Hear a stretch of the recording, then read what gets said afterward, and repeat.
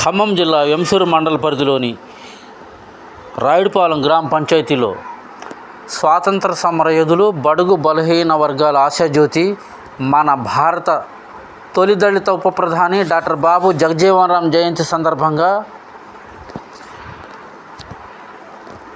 ఖమ్మం జిల్లా ఎంఎస్పి జిల్లా నాయకులు కలపాల యేసుమాదిగ బాబు జగజ్జీవన్ రామ్ చిత్రపటానికి పూలమాలలు వేసి ఘనంగా నివాళులు అర్పించారు.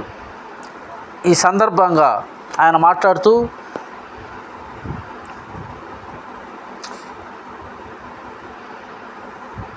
బడుగు బలహీన వర్గాల ఆశాజ్యోతి డాక్టర్ బాబు జగజ్జీవన్ రామ్ భారత తొలి దళిత ఉప ప్రధాని, దేశానికి మరియు ప్రపంచానికి చేసిన సేవలను ఆయన కొనియాడారు.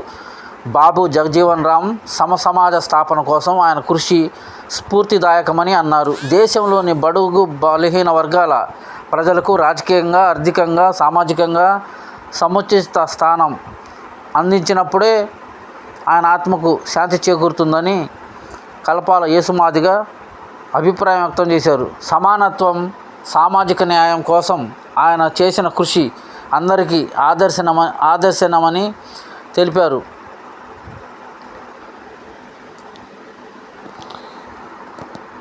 అదేవిధంగా ఆయన స్ఫూర్తిని యువత తీసుకొని